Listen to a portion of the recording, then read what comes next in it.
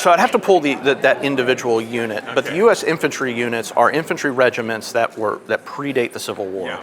So when the war breaks out, they do expand, they refill, they recruit those units. But so in the Civil War, you actually have two different types of United States armies. You have the U.S. military, and then you have the volunteer forces. Yeah. So, Which gets all sorts of confusing, because then when you start looking at officers, like officers in the United States military have their U.S. military rank and then their volunteer army rank, and you can be promoted in either or. Generally, the promotions come much faster in the volunteer army, so you might be a major general in the volunteer army, but only a colonel in the United States military. Or die as a lieutenant colonel or a bighorn when you were a major general. Correct. So it's all sorts of complicated craziness. My great grandfather was in the first battalion. Okay. And I don't think they ever filled out. I don't think they even got through the second battalion. Yeah. And, Yeah, the volunteer forces are much, how do I want to say this, are much more adept at filling up before they go and muster into federal service than refilling the standard war. Those units that they had, like the 16th, when it first went off the war, it didn't even have the full first battalion. No, and some of this United States infantry units, I mean, they're 200 guys and they're spread out all across the West, Yeah.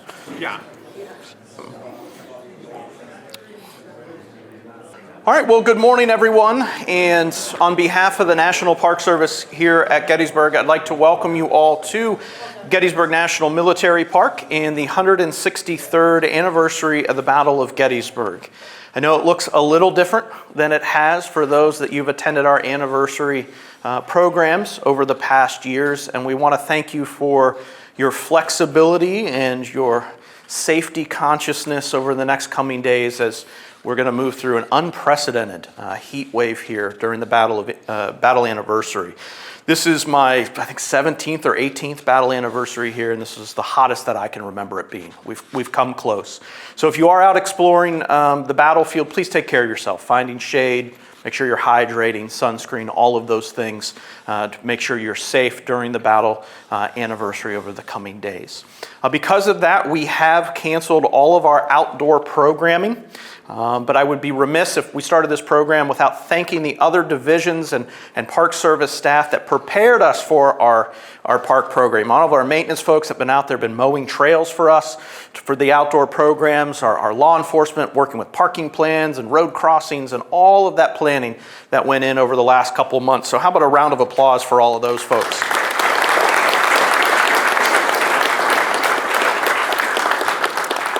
We as interpreters and historians could not be able to take you folks across the field without the other folks that work here at the park and those other divisions.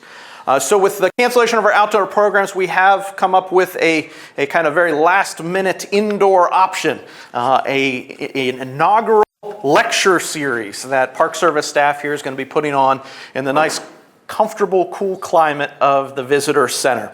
If you haven't picked up one of these, this is our new schedule. It's also on our website as well, but we have copies at our information desk just outside of this room, also the front information desk in the lobby for the complete lecture series. To let you know what we have going on the rest of the day, Ranger Matt Atkinson, haven't heard of that guy before, he must be new on staff, talking about Jeb Stuart on July 1st. Don't think either of them were here, but okay. 1 o'clock, we have Ranger Andrew Regiak, who's going to talk about the first shots of the battle on June 26th. He'll talk a little bit about the 26th Pennsylvania Emergency Militia. And then at 2:30 today, Ranger Carlton Smith will delve into Lieutenant Henry Thomas Harrison, spying for General Longstreet. So our full schedule today and all of the rest of the talks over the coming days you can find on this flyer or our website. So with that, let's go ahead and begin the program.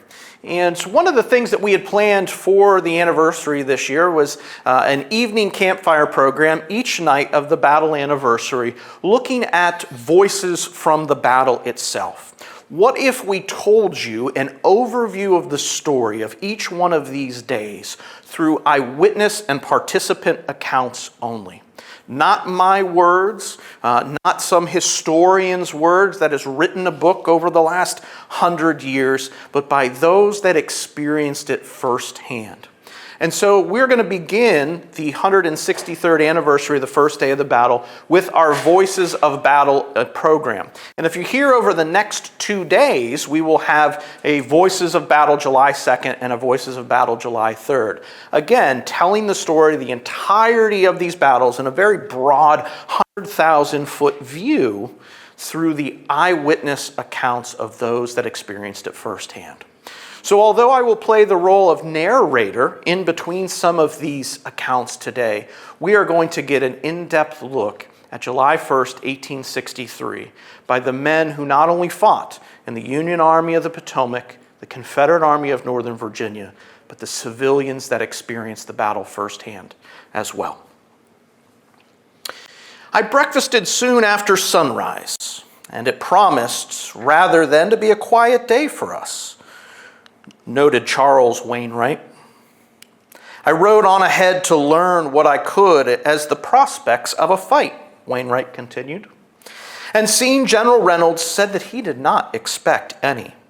We moved along very quietly without dreaming of a fight and fully expecting to be comfortably in camp by noon. W.H. Moon of the 13th Alabama recalled a much more anticipated feeling in his camp at Cashtown, a half a dozen miles west of Gettysburg that morning. Moon said it was where we washed our clothes and took a bath preparatory to a meeting of our friends, the enemy. On July 1st, about 7 a.m., we began the advance on Gettysburg. By the growing dawn of July the 1st, both armies were converging on the crossroads hamlet of Gettysburg. Rufus Dawes, commander of the 6th Wisconsin Infantry of the famed Iron Brigade, recalled the high-spirited march towards the town in the field of battle. The column moved on the Emmitsburg Road. 340 officers and enlisted men marched in the ranks of the regiment. All were in the highest spirits. To make a show in the streets of Gettysburg, I brought our drum corps to the front and had the colors unfurled. The drum major, R.N. Smith, had begun to play "The Campbells Are Coming," and the regiment had closed its ranks and swung into the step. As more elements of both the Army of the Potomac and the Army of Northern Virginia continued to approach the town, many residents in and around Gettysburg had to make the difficult decision of staying and risking their personal safety or leaving everything they had known behind. 17-year-old Gettysburg resident Amelia Harmon, whose residence came into the crossfire on the first day's fight west of town, recalled her family's fateful decision. We had decided to remain in the house, even in the uncertain event of battle. Although most of our neighbors had abandoned their homes, for ours was the old-fashioned fortress type with 18-inch walls and heavy wooden shutters. My aunt and I were quite alone, our farmer having gone away with the horses in hope of hiding them in the fastness of the hills. It was not long, however, before the battle began and quickly grew around Amelia and her aunt. Their only option now was to ride out the storm of battle in their home. Amelia continued with her account of the morning of July 1st. She said, "At 9 a.m. came the boom of the cannon west of us. We rushed to the window to behold hundreds of galloping horses coming up the road, through the field, and even past our very door. Boom! Again spoke the cannon, more and more galloping horses, their excited riders shouting and yelling to each other, and pushing westward in hot haste, past the house and barn, seeking shelter of a strip of woods on the ridge beyond. But the ridge was alive with the enemy. A few warning shots from its cover sent them flying back to the shelter behind the barn, outbuilding, trees, and even the pump, seeking to hold the enemy back. We did not know it then, but we were in the very first shock of the battle between Hill's troops and the advance line of Buford's cavalry. Filled with alarm and terror, we locked all doors and rushed to the second floor, threw open the shutters of the west window. One glance only, and a half-spent mini ball from the woods crashed into the shutter close to my aunt's ear, leaving but the thickness of a piece of paper between her and death. As Confederate infantry marched down the Chambersburg Pike towards Gettysburg, not all those in the column would make it to the battle that day. The weather on the morning of July 1st, 1863, much like today on July 1st, 2026, was quite hot and paltry from an early morning shower. Private Samuel Pickens of the 5th Alabama Infantry noted his regiment's experience with the weather this day. He said, "Our regiment moved forward at a quick and then a double quick march all the time. And as it was an excessively hot day and we were going through wheat fields and plowed ground and over fences, it almost killed us. I was perfectly exhausted and never suffered so from heat and fatigue in my life. A good many fell out of the ranks, being completely broken down, and some even fainted." The morning battle was shaping up to be a serious contest. Like so many other engagements in the previous years of the war, there were those that would not be in the front line.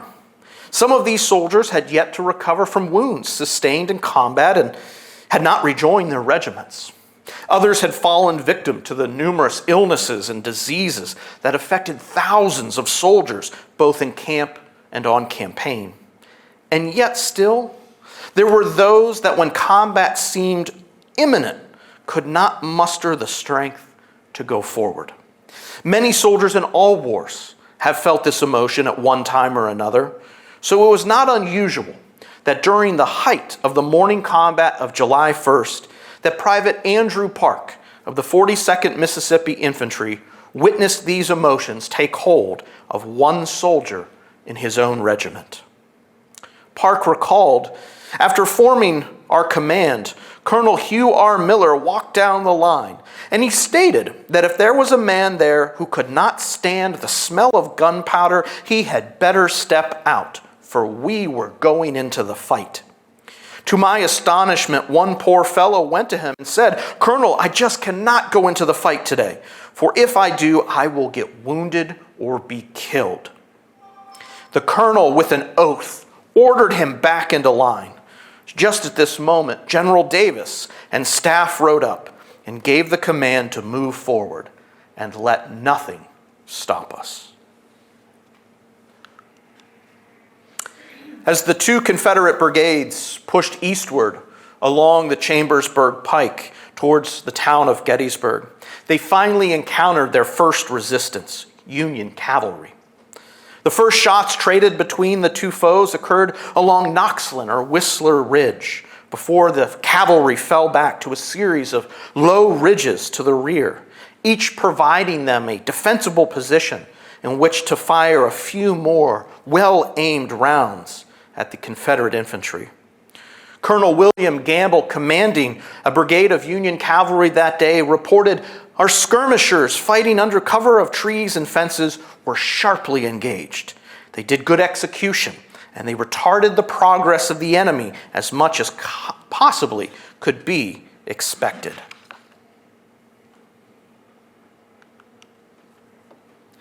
Fighting between Gamble's Union cavalry and Confederate infantry soon heated up. Despite the cavalrymen being armed with single-shot, breech-loading carbines, the two Confederate brigades of infantry quickly gained numerical superiority on the field. Confederate brigades of infantry not only gained this numerical superiority, they produced a devastating result. Lieutenant Colonel S.G. Shepard of the 7th Tennessee Infantry recalled the casualties his regiment inflicted on the Union cavalry that morning. He said, "We were not over 40 or 50 yards from the enemy's line when we opened fire. Our men fired with great coolness and deliberation and with terrible effect, as I learned the next day by visiting the ground." In command of all the Union cavalry on the field that morning, Brigadier General John Buford sent a report of the deteriorating situation in his front to Union Army Commander Major General George Gordon Meade, whose headquarters were then located 12 miles south of Gettysburg in Taneytown, Maryland. Buford reported, "The enemy's force are advancing on me at this point and driving my pickets and skirmishers very rapidly. There is also a large force at Heidelersburg that is driving my pickets at that point and from that direction. General Reynolds is advancing and is within 3 miles of this point with his leading division. I am positive that the whole of A.P. Hill's force is advancing." Moments after General Buford's report raced away toward Meade's headquarters, Major General John Fulton Reynolds arrived with the advance elements of his First Corps. Union infantry was now in the fight, as Buford's much-worn troopers pulled back. As Federal troops engaged with the Confederate infantry in open fields north of the Chambersburg Pike, General Reynolds led the lead regiment of the famed Iron Brigade into a woodlot south of the road, known as Herbst Woods. Charles Vale, a staff officer for General Reynolds, recalled what happened next. Reynolds ordered them to forward into line at a double quick and ordered them to charge into the woods, leading the charge in person.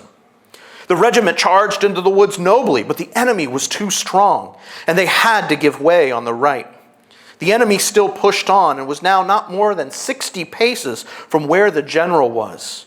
Minnie balls were flying thick. The general turned to look towards the seminary, I suppose to see if other troops were coming on. As he did so, a Minnie ball struck him in the back of the neck, and he fell from his horse, dead. He never spoke a word or moved a muscle after he was struck.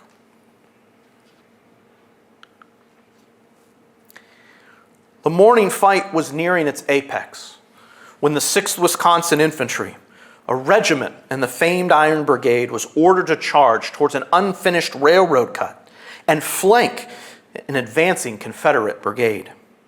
The charge exacted a heavy price on the regiment as it continued its advance towards this fixed position.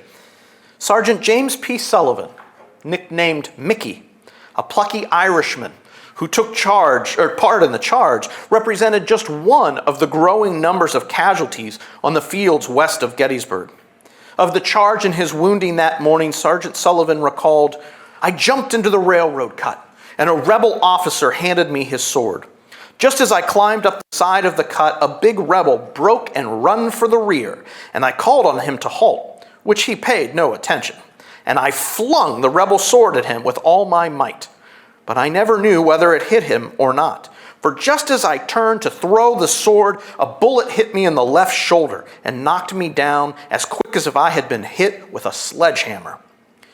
The first thought I had was that some rebel had hit me with the butt of his gun, for I felt numb and stunned, but I was not long in finding out what was the matter. After a while, I began to feel better, and like a true Irishman, I spoke to myself to see if I was dead or only speechless.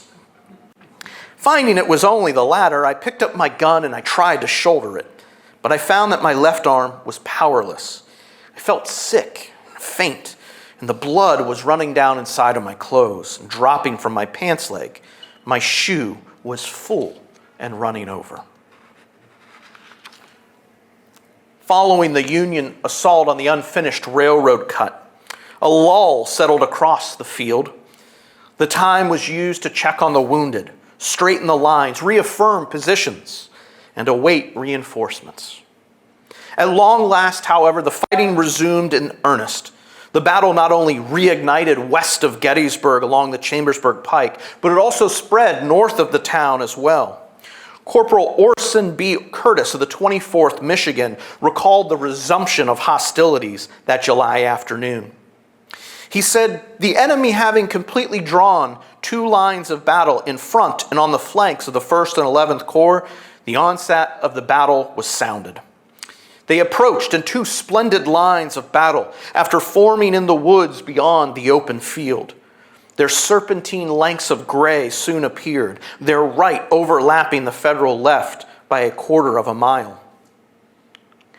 For the men of the Iron Brigade, which included Curtis's 24th Michigan, and the others south of the Chambersburg Pike, after fighting all morning, the renewed Confederate attacks against their position in McPherson's Woods would be yet another test of their resolve this day. As a large brigade of North Carolinians under the command of Brigadier General James Johnston Pettigrew advanced towards the 24th Michigan Infantry, another regiment, as I mentioned, in the Irish Brigade, their commanding officer, Colonel Henry Morrow, gave the Michiganders a specific set of orders to deal with the new threat. Morrow ordered his men, "I gave direction to them to withhold their fire until the enemy should come within short range of our guns." This was done. But the nature of the ground was such that I am inclined to think we inflicted but little injury on the enemy at this time. Their advance was not checked, and they came on with rapid strides and yelled like demons. The resumption of the fighting along the Chambersburg Pike quickly became a bloody affair. Lieutenant William B. Taylor of Company B of the 11th North Carolina remembered his unit's role in the afternoon fight when he wrote his mother at the end of July 1863. He said, "And you ought to have seen our brigade when it charged. We drove the enemy like sheep. It was through an open old field, and it was at an awful cost, but we paid it to them twofold. The Iron Brigade Yankees tried to stand, but it was no use. We stood within 20 yards of each other for about 15 minutes, but they had to give way. And when they did, we just mowed them down." With the arrival of more Confederate reinforcements, the Confederate line now stretched from just north of the Chambersburg Pike to Oak Hill to the north. Placing his command on Oak Hill, Major General Robert Rhodes' division of the Confederate Army's 2nd Corps now launched an attack against the extended line of the Union Army's 1st Corps along Oak Ridge.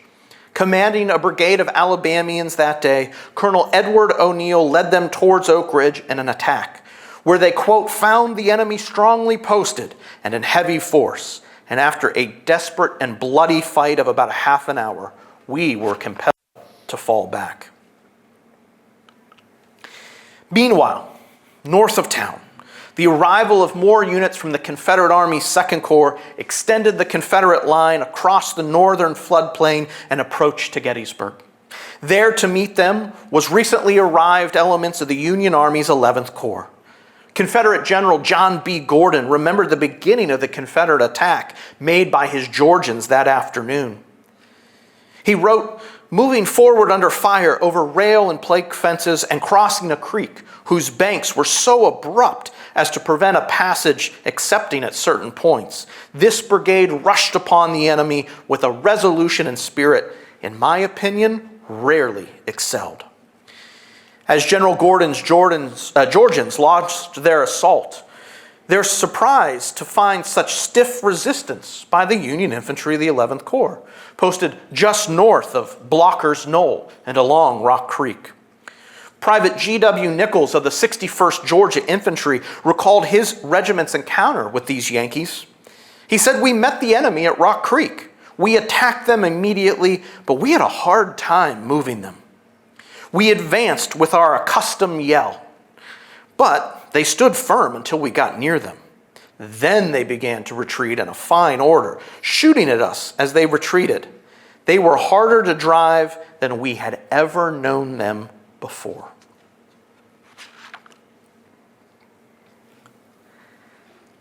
General Gordon's Georgians, as well as other Confederate regiments from infantry brigades to their right and to their left, quickly overwhelmed the advanced position of Major General Francis Barlow's division, located at Blocker's Knoll, and the other 11th Corps units sent to shore up that line. The ferocity of the Confederate attack, coupled with the challenges of so large of a line in low ground that the 11th Corps occupied, led to devastating losses for the Union defenders. Major Benjamin Willis of the 119th New York Infantry said of the fight north of town, "Here we withstood the enemy more than threefold our number, receiving volleys of musketry in quick succession, and suffering severely from a destructive fire of shot and shell." the 11th Corps position north of town and around Blinker's Knoll soon began to fall like dominoes. One Union brigade after another was overwhelmed and forced to retreat. Despite the shame heaped upon these 11th Corps units after their inglorious retreat from the battlefield at Chancellorsville 8 weeks earlier, Colonel James Robinson of the 82nd Ohio Infantry witnessed these same units execute a firing retreat and a solid defense in the face of overwhelming odds. Robinson later recalled that the men stubbornly contested every inch of ground. Our position was in every respect untenable. We were not permitted to even build a temporary barricade out of the numerous fence rails that encumbered our movements. We were in the valley while the neighboring hills to the front and right of us were covered by the guns of the enemy. The first intimation I had of the advance of the enemy on my right flank was a volley of musketry from that quarter, decimating the ranks of my command. No troops could have fought better than the 11th Corps soldiers that came under my observation. They yielded only to a superior force of the enemy. They fought at a great disadvantage, but they fought well. The Confederate victory north of the town of Gettysburg was complete. The 11th Corps was in full flight. As Captain William H. Harrison of the 31st Georgia succinctly recorded it, met, fought, whipped, routed, and captured almost double our numbers. We killed dead on the field 480 Yankees. We took near 2,000 prisoners, including their wounded, drove them over a mile, captured 2 or 3 stands of colors, wounded, and took prisoner nearly all of their officers, including General Barlow. With the 11th Corps in retreat north of the town of Gettysburg, and the elements of the 1st Corps falling back from McPherson's Ridge and the woods to the Seminary Ridge, further northward along Oak Ridge, the 16th Maine Volunteer Infantry defended an incredibly difficult position. The linchpin between the Union Army's 1st Corps and the 11th Corps, the small regiment of the 16th Maine, slowly gave ground and were soon tapped to cover the withdrawal of the Union brigades from Oak Ridge itself.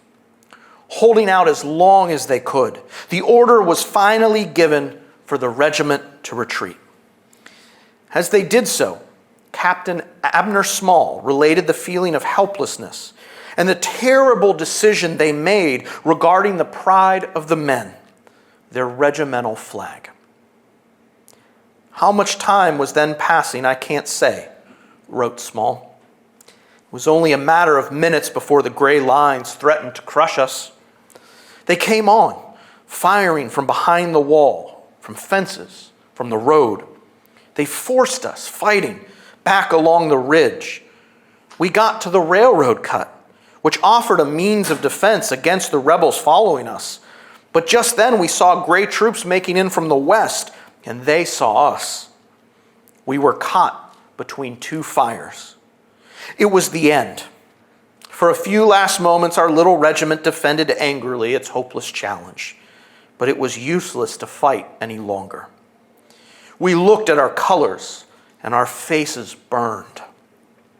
We must not surrender those symbols of our pride and our faith. Our color bearers appealed to the colonel, and with his consent, they tore the flags from the staves and ripped the silk into shreds.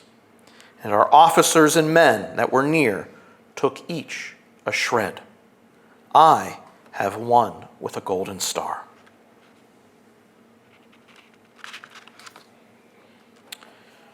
By 4 o'clock on the afternoon of July 1st, the Union line had totally collapsed. Soldiers from both armies rapidly are moving by this time. Confederate forces were in a hurried and wild pursuit of their fleeing foe, while Union soldiers raced to the safety of a new position south of the town of Gettysburg. Captain Frederick Otto Baron von Fritsch of the 68th New York Infantry recalled receiving the orders to retreat and his close call with being captured. Orders were shouted to fall back through Gettysburg onto Cemetery Hill, and it was high time to do so, as from all sides Confederate masses approached the town on the double quick, Fritsch recalled. I rode behind our men into the town and saw many captured by graycoats everywhere. Some 20 Confederates came rushing on, hallooing to me to surrender. One excited fellow got a hold of my horse's bridle with his hand and was ready to plunge his bayonet into me with his other, screaming, "Surrender! Get down, you damned Yank!" "You be damned," I answered, and I cut off his hand with my Saxon sword. Then I started off, giving spurs to my horse.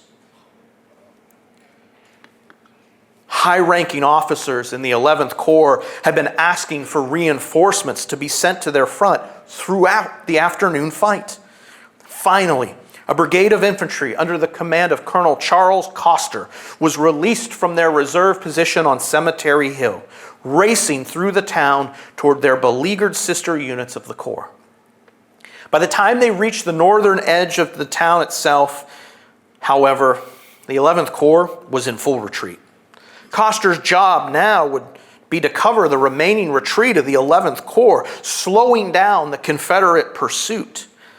Colonel Daniel B. Allen of the 154th New York Volunteer Infantry, a regiment in Coster's brigade, remembered their brief stand before also being compelled to fall back. Allen reported, "We stopped the enemy and we were holding them in our front, but their line so far overlapped the 134th on our right that they swung around almost in their rear and had such an enfilading fire upon us, and while our line with that regiment was compelled to give way, I immediately gave orders for my regiment to fall back. The ground directly in rear of the position which we had occupied was cut up into village lots surrounded by board fences, so that the retreat was greatly impeded in that direction.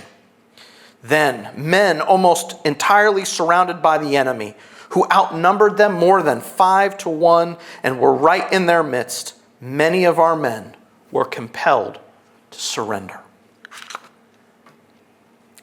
The streets of Gettysburg soon became a mass of men, retreating Union soldiers from the 1st and 11th Corps, and nipping at their heels, pursuing Confederate infantry from the rebel 2nd and 3rd Corps.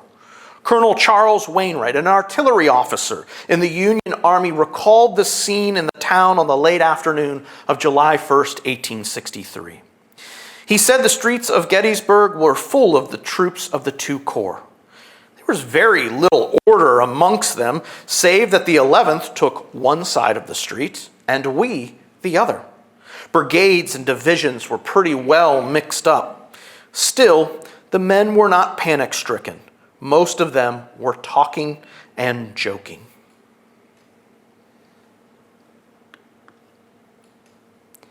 Union soldiers now began rallying on Cemetery Hill, a prominent and commanding eminence south of Gettysburg. At last, the fighting that had taken place on the other side of town, from the home and business of Elizabeth Thorne and her family, finally came to rest right on her doorstep. 9 months pregnant and missing the companionship and support of her husband, who had joined the Union war effort, Elizabeth's whole world began to change when, as she recorded, at last they came.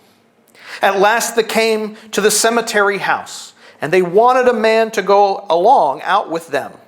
A young boy was here with us, about 13 years, and I thought he was too young, and my father was too old. So I offered myself to go along. The officer refused at first, but I thought there was danger all around, and I said I wasn't afraid. So he said, "Come on." We walked through the flax, and then through a piece of oats, and then we stood in a wheat field. They all held against me coming through the fire. But as he said I was all right, and it did not matter, why, they gave me 3 cheers, and the band played a little piece. And I then walked a little past a tree to where I could see the 2 roads. I showed him the Harrisburg Road, the York Pike, and the Hunterstown Road. It was with one of General Howard's men that I went. Then he took me back home to the gatehouse. He said, "They will commence very heavy firing now. Walk on the other side of my horse." And so as soon as I jumped on our porch, he went back again. There on Cemetery Hill, General Oliver Otis Howard, commander of the Union Army's 11th Corps, and the recently arrived General Winfield Scott Hancock, commander of the Union Army's 2nd Corps, worked to place the defeated Federals into a strong defensive position. Cemetery Hill had been chosen by Howard earlier in the day. After the mortal wounding of John Fulton Reynolds, Howard believed a fallback position, a plan B, was needed. If anything was to go wrong west and north of town, the defeated remnants of these 2 Union Corps could come back together again, establish a strong defensive position, and await further orders as to what to do next. Now Howard, with Hancock in tow, worked to strengthen and build a stout position on Cemetery Hill. Howard reported that Hancock and himself agreed that there was no time for talking amongst them, and that General Hancock should further arrange the troops and place the batteries on the left of the Baltimore Pike, while I should take the right of the same. In a very short time, we put the troops in position.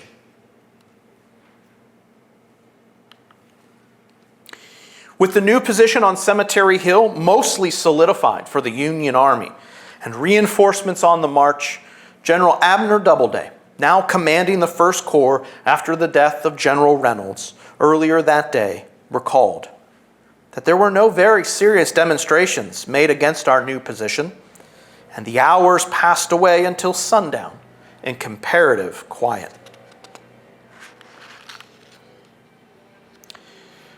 Although the battle shifted south of Gettysburg in the coming days, the carnage from the first day's fight west and north of town was far from over.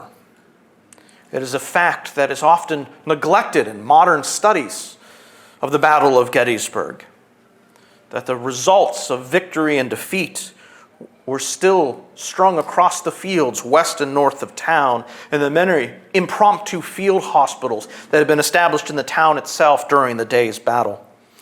Throughout July 1st, wounded Union soldiers filled up both private and public spaces throughout Gettysburg. With the retreat of the Federal Army south of town to Cemetery Hill, the Confederates now occupied Gettysburg itself, bringing their own wounded with them and overcrowding the already impromptu field hospitals. Wholly overwhelmed to care for the thousands of wounded, medical staff of both armies readily accepted the help from numerous Gettysburg residents. Elizabeth Salome Myers joined the effort at relieving the suffering of both Yankee and rebel alike. Myers recorded, "I went to the church where men were lying on the pews and on the floors. I knelt by the first one inside the door and said, 'What can I do for you?' He replied, 'Nothing. I am going to die.' To be thus met by the first one addressed was more than my nerves could stand, and I went out hastily. I sat down on the church steps and I cried. In a little while I re-entered the church hospital and spoke again to the dying man. He was Sergeant Alexander Stewart of the 149th Pennsylvania Infantry Regiment. He spoke of his home, his aged father and mother, of his wife, and of his younger and only brother, who had been severely wounded and was then at home. And he asked me to take their addresses and send them his dying message." For Elizabeth Salome Myers, the interaction she had with that soldier proved to come to fruition. The soldier had correctly predicted his wound to be mortal, and on Monday morning, July the 6th, 1863, Sergeant Alexander Stewart of the 149th Pennsylvania succumbed to his wounds, another casualty of the fighting of July 1st.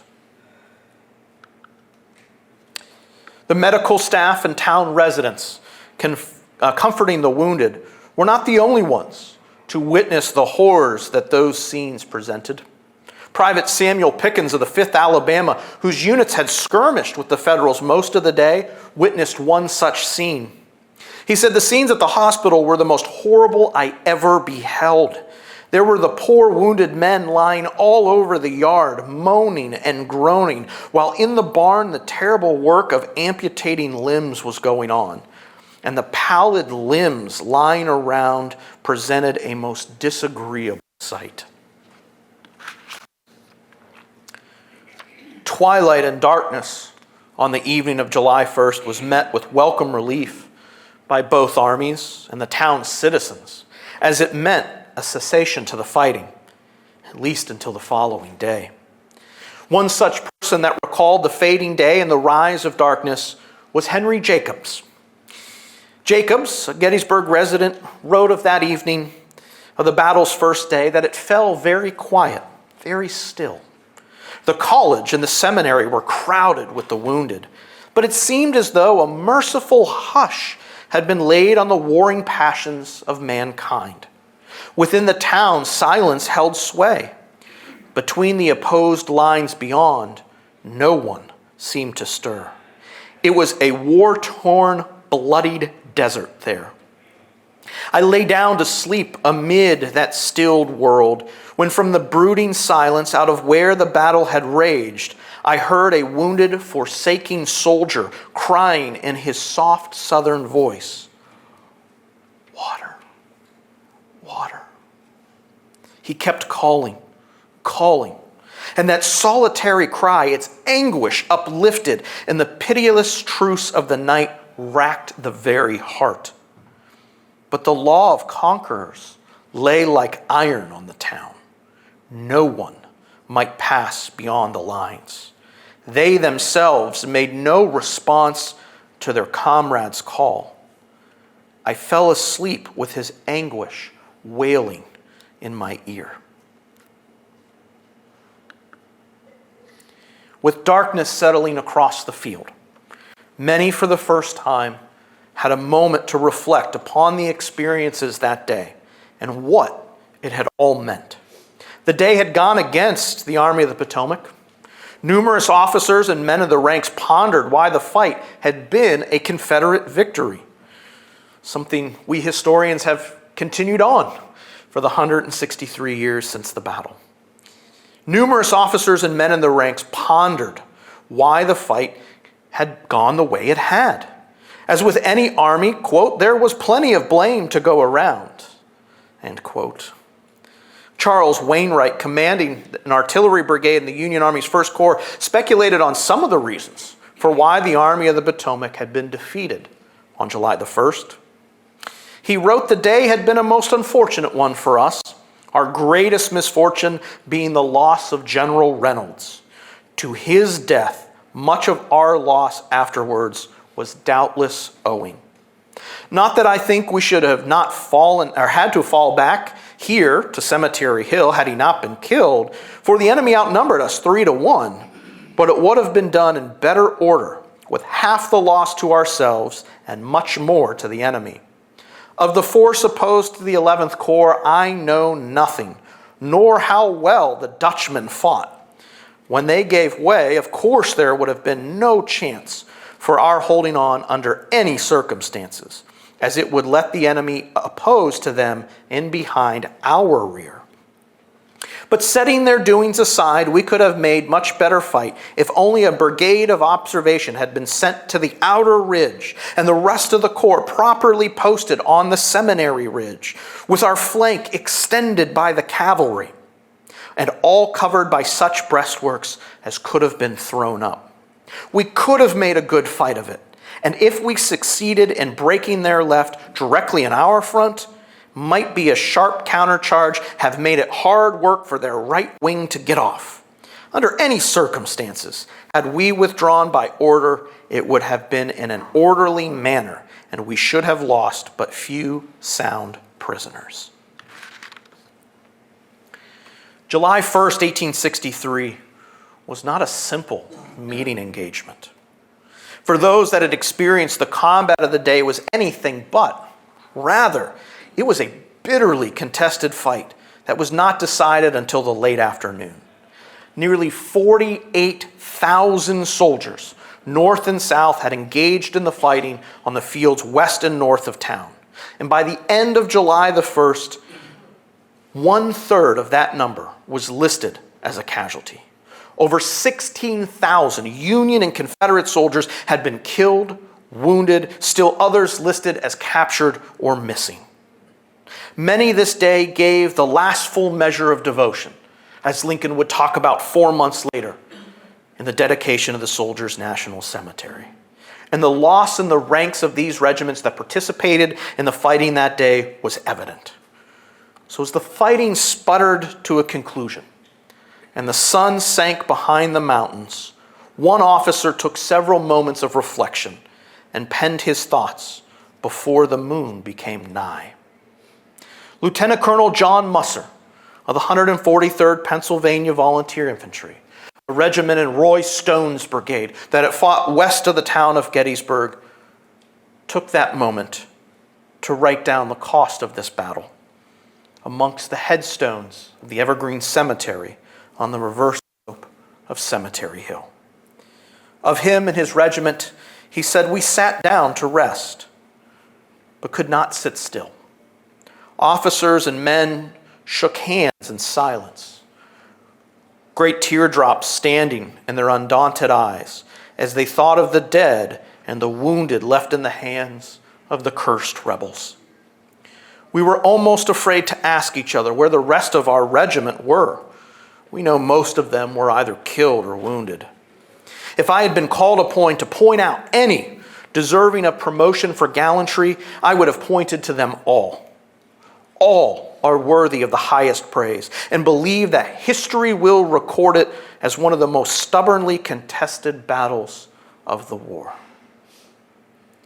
I believe it's interesting that Musser looks at the first day as one of the most stubbornly contested battles of the war. Not July 2nd, not Little Round Top, not Pickett's Charge on July 3rd, the fields west and north of town on the first day of the battle. Amidst the darkness, while some like Musser reflected on the day's struggles, some labored to save and heal the wounded, others marched towards the battlefield. There were those, such as Assistant Surgeon LeGrand Wilson of the 42nd Mississippi Infantry, tasked with burying the dead of the first day's battle. Wilson, nearly 40 years later, would write of this moment, a moment he never forgot. He said, "Near nightfall, I was ordered to see that all the dead were buried and all the wounded sent back to the hospital. This forced me to go out all over that horrid field. The Pioneer Corps soon came, and I selected a place to bury our dead when they went to work digging the trenches. My litter corps brought in the dead as rapidly as possible. The poor, wounded Federals were crying piteously for water in every direction. We kept our canteens filled and administered comfort to as many as possible. This was my first experience on the battlefield after the fighting, and it was horrible beyond description. If every human being could have witnessed the result of the mad passions of men as I saw it that night, war would cease, and there would never be another battle." This morning, we heard the story of the first day of the Battle of Gettysburg, July 1st, 1863, told through the many eyewitness accounts of those who experienced it firsthand. These voices were only a representative example of all of those north and south that participated in the fight, and the civilians that were left to see the horrors of war on their very doorstep. Yet perhaps it was the words of someone that was not on the battlefield on July the 1st, but rather November 19th, that best encapsulated the voices of all that experienced that fateful day. As Orator Edward Everett, the keynote speaker of the dedication of the Soldiers' National Cemetery, moved through his retelling of the battle, he arrived at the end of the July 1st fight in his narrative with the following words that we will close our program with today. There, amongst a crowd of 12 to 15,000 spectators, gray cloudy skies, Everett intoned over the quiet slopes of Cemetery Hill. Such was the fortune of the first day, he began, commencing with decided success of our arms, followed by a check, but ending in the occupation of this all-important position, Cemetery Hill. To you, fellow citizens of Gettysburg, I need not attempt to portray the anxieties of the ensuing night. Witnessing as you had done with sorrow the withdrawal of our army through your streets with a considerable loss of prisoners, mourning as you did over the brave men who had fallen, shocked with the widespread desolation around you, of which the wanton burning of the Harmon House had given the signal, ignorant of the near approach of General Meade, you passed the weary hours of the night in painful expectation. Few were the moments given to sleep during the rapid watches of that brief midsummer's night by officers or men. Though half our troops were exhausted by the conflict of the day and the residue wearied by the forced marches which had brought them to the rescue, the full moon, veiled by thin clouds, shone down that night on a strangely unwonted scene. The silence of the graveyard was broken by the heavy tramp of armed men, by neigh of the war horse, the harsh rattle of the wheels of artillery hurrying to their stations, and all the indescribable tumult of preparation. I hope that you enjoyed the program this morning, hearing the voices of these men and women from July 1st, 1863, 163 years ago today. If you have questions, folks, please stick around. I'd love to answer any that you may have. We greatly encourage you to attend more of our anniversary lecture series over the coming days. Be safe, keep hydrated, and we hope to see you again real soon here at Gettysburg. Take care.